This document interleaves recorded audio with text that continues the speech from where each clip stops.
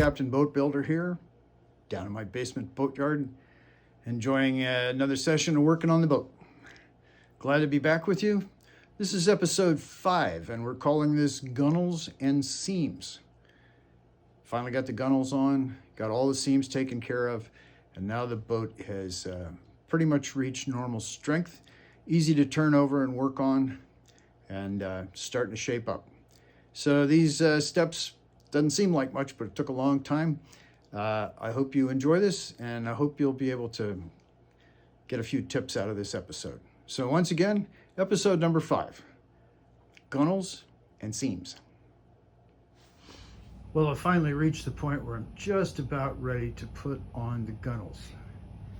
I dry fit the gunnels and then marked the bottom edge right there. That's where the bottom edge of the gunnel is. And I put this tape on to keep the epoxy from getting all over the hull. And you'll notice that the tape is a little bit below the line. That's because you certainly don't want the tape to get stuck under the gunnel, because you'll never get it out. So we're all marked and taped and ready to go. I've got the little braces in place, stuck on with a little bit of hot glue. That's so that I can put the gunnels up by myself. This will pretty much be a one-man project. I'm almost finished wiring the hull. There's just a few more places to wire. What I did want you to see, and I'm quite happy with this, I don't know if you can really see this too well, but try to hold the camera steady. The boat is level and straight. I've leveled it about midships, and here's the stem. You can see the string, the plumb bob. So the stem is just about as straight as I can get it. I'm quite pleased with this. So I've got a few more wires to tie, and then I'm going to be putting on the gunnels. Here's a nice trick courtesy of Orca Boats. You can just lay the gunnels on top of the sawhorses, nice curve, they stay in place. Put down some plastic, and you can put on the glue, the unthickened epoxy, 2 coats of that, let it sink in a lot. Then put the thickened stuff on, about the consistency of peanut butter. They don't have to move, and you can just pick them up and stick them on the boat. Well folks, the gunnel is finally finished. I did deviate a little bit from the instruction manual. They secure the gunnel with little screws from the inside that go right through the top of the top plank. And I just didn't want those holes, even though you can cover them up pretty well. So I decided just to use clamps. You know, they say in boat building you can never have too many clamps. And so now you can see exactly what they're talking about. I did find with all these clamps that it was very easy to reposition the gunnel and move it so that you could get exactly the right contact between the gunnel and the hull plank. So you have nice smooth contact everywhere. Not much sanding required to get it completely smooth. This took me most of the day. I used the same glue technique that they recommended. I pre-saturated the pieces twice to make sure that there wouldn't be any so-called dry seams, dry joints. And then I used the thickening agents and the reinforcing agents in the final epoxy that I put on the inside of the rails. The cleanup took quite a while. I wanted to be sure that it was cleaned up completely, because it's a lot easier to spend the time cleaning up than to sand just one little tiny doober of epoxy. I even cleaned up as best I could underneath this rail. Even though it's probably going to have a fillet, it's nice and smooth now. So the gunnel is finished. I think the boat's quite straight. It's kind of hard to tell until I get all these clamps off of it, which I will do probably tomorrow or the next day. And then I'll be thinking about turning it over and working on gluing the seams together. So long for now. So now that the gunnels are on, the epoxy is full strength, the boat's just getting stronger and stronger. I've got it upside down now on the horses. These are yet another set of horses that I built. These are 27 inches from the floor to the top, which seems to put the boat at a nice working height for me. and I went underneath with a level and leveled the tops of the horses. I shimmed them up so that the cross piece right here was perfectly level front and back. And then they put the boat on the sawhorses, and I've clamped down the edges, not too hard, but just enough so that the boat won't move when I'm working on it. And I'm getting ready to take the wires out, making sure that all the planks are right where I want them to be, and then I'll be gluing up the seams with the epoxy in between the wires, of course. I'll be gluing up the seams, and that'll be the initial part of stabilizing the boat. If you were just paying attention, you'll notice that I said, when I got the hull as fair as I could possibly get it, that I was going to take the wires out and glue up the seams. And of course that's backwards. You have to glue up the seams first to hold the boat together, then you pull the wires out. So I just wanted to see if you were paying attention. One of the things that I've done to try and make sure that the hull is nice and straight is you'll notice that I've run these yellow strings from the lower corners of the transom, and I ran them up to the center of the bow. And it kind of helped my eye get a sense of, is it straight? Are the curves uniform? Are they fair? And so I think that this string technique, I don't know whether it's valid or not, but it does seem to help me. You can see the bow here.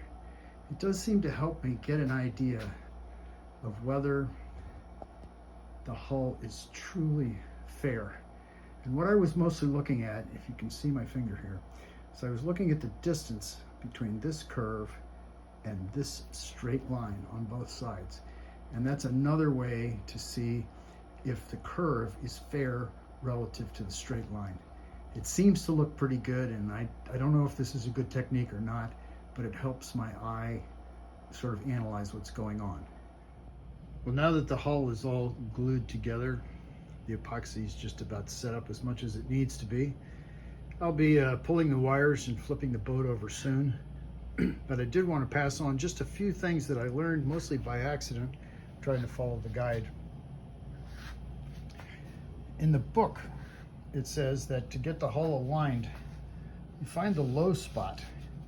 Like if this plank right here feels a little bit out of alignment with this one, and you hit it with a rubber mallet, excuse me, from the inside, you can pop it up until these seams are just exactly where you want them to be.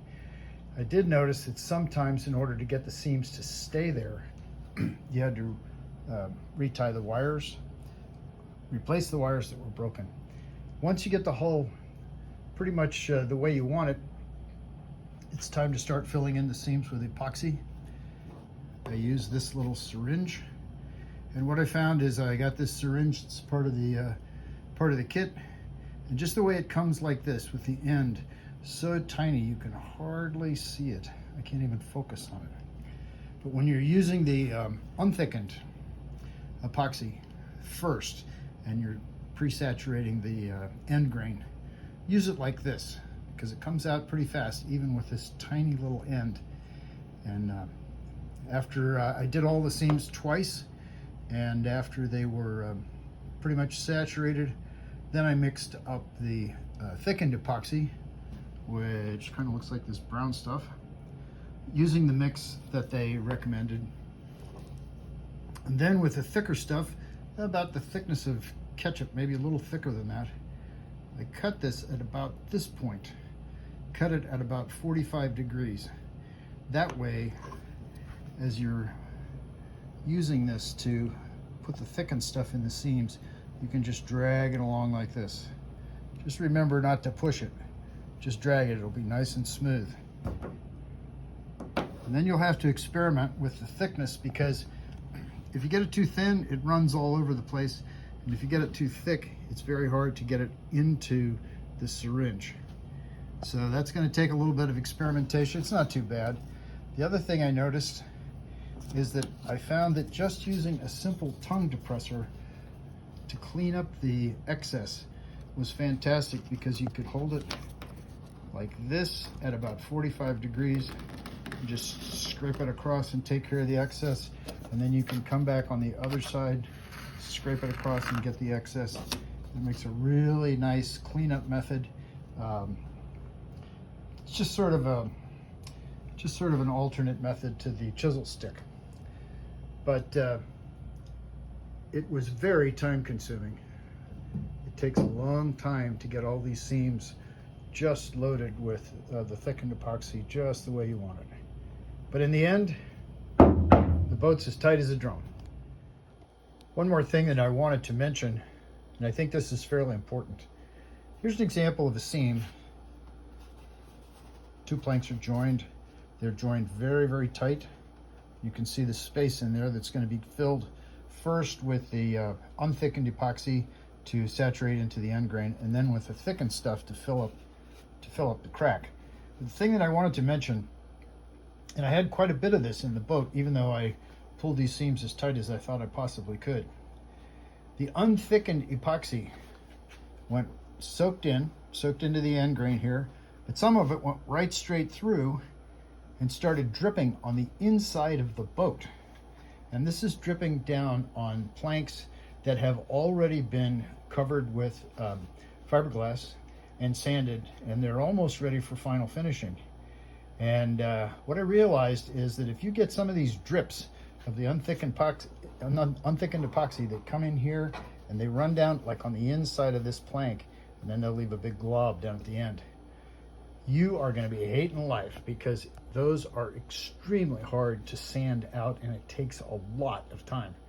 So after you get done with the unthickened part and you've waited maybe a half an hour, go under the boat, which is a real pain, with a big bright light, and look at every single seam and see if any of the unthickened epoxy has come through the seam and is dripping down the inside.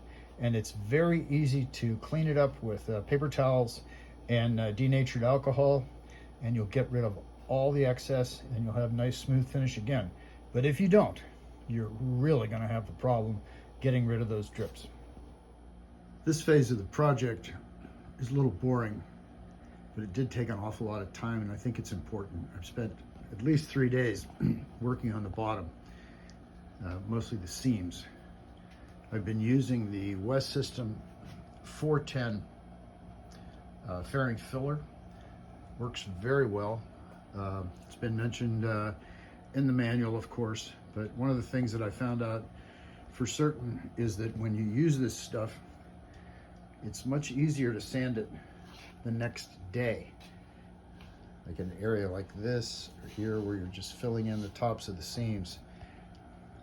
After 24 hours, it's plenty hard enough to sand, but it hasn't turned to rock.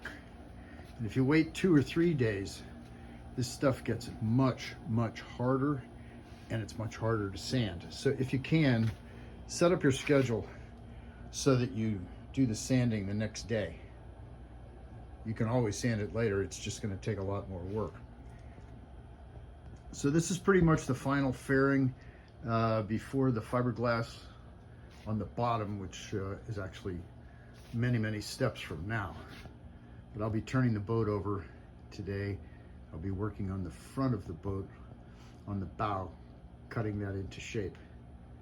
But this part of the project took quite a bit of time. It doesn't look like much has happened, but as you can see, I've got pretty fair lines on the boat. I'm pretty satisfied with it, and we'll be moving on to the next phase. As mentioned before, this is the breast hook. It's pretty much finished. I've got 4 coats of epoxy on here, carefully sanding between each coat. Trying to get this as smooth as possible. It's just about ready for varnish. And again, the lower mast step, it's done. It's all epoxied and finished. And one more thing coming up. We got the aft end wheel, and it's just about finished.